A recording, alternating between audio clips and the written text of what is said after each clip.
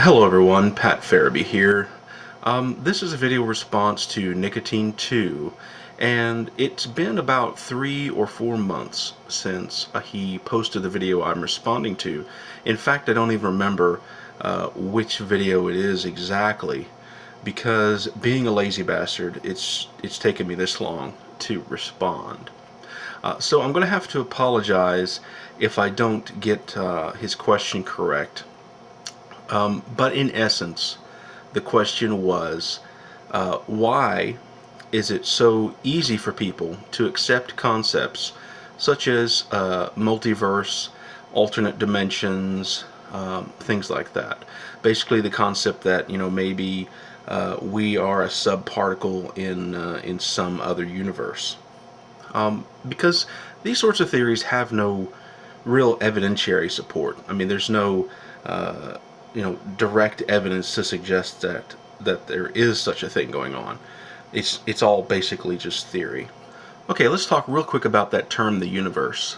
Webster defines the universe as all matter and energy in existence. Personally, I think that's a very poor word to use when describing what began with the Big Bang. I prefer to use our space-time bubble, or just cosmos. Because if there is something else, if there is something other than what started with the Big Bang, then it is not all matter and energy in existence. Now is it? Now, one thing that we have to accept when we're talking about concepts such as all that is in existence is that we're never going to know. Not for sure. We can make guesses, we can make educated assumptions based on evidence that we see, but there's never going to be any way that we're going to know for absolute certain the nature of everything that is in existence. For instance, the only way that we could ever be able to truly comprehend what it means to be a seven-dimensional being is if we were a seven-dimensional being, which we're not. So we can guess about it, but we're never going to truly know. But that doesn't mean we can't discuss it, because it's fun to think about. And it may help us understand more about our own four-dimensional space. There's one term that we must be very familiar with when we're talking about all that is in existence. That term is infinite. What does it mean to be infinite? Well, it means that there is no boundary, there is no limit on existence. The only way for something to exist for all eternity and not have a beginning, I don't want to say creator, let's say beginning, a start, and not have something that started it in motion, is for it to be infinite, that it exists without time. There is no limit to it. It continues forever. And that's how I see the universe, the true universe, all that is in existence. It must be infinite. Now, is what began with the Big Bang infinite? No, it isn't. It can't be.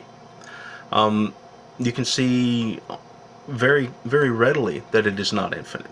Now, a term that Stephen Hawking used for it is finite but boundless. To conceptualize finite but boundless, think of a circle. You have points along a circle, okay? It continues forever in either direction, in a one-dimensional direction.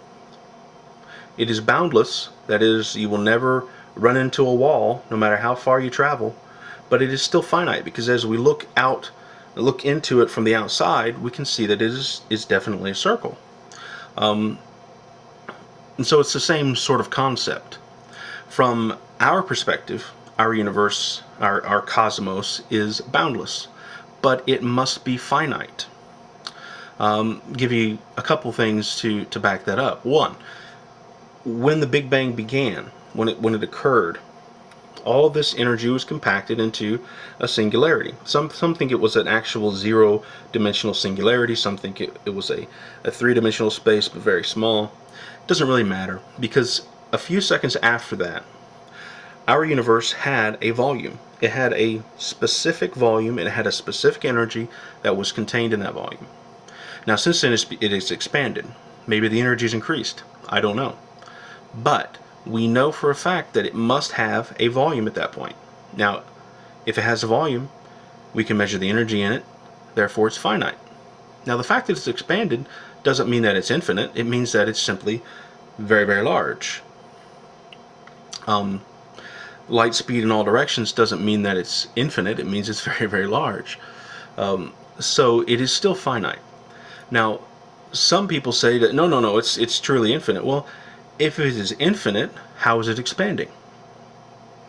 If our cosmos is truly all that is in existence, nothing could exist outside of it, how is it expanding? What is it expanding into? How can it possibly get bigger than all that there is? So our four-dimensional space-time bubble is finite. The universe itself must be infinite. Therefore, our space-time bubble is not all that is. There must be something else. Now, there are many theories to suggest what that something else could be. Alternate dimensions, a multiverse where there are physical universes existing in the same matter, in the same stuff. They're just very far apart, so you can't detect them. All sorts of theories. Really, they're all just guesses.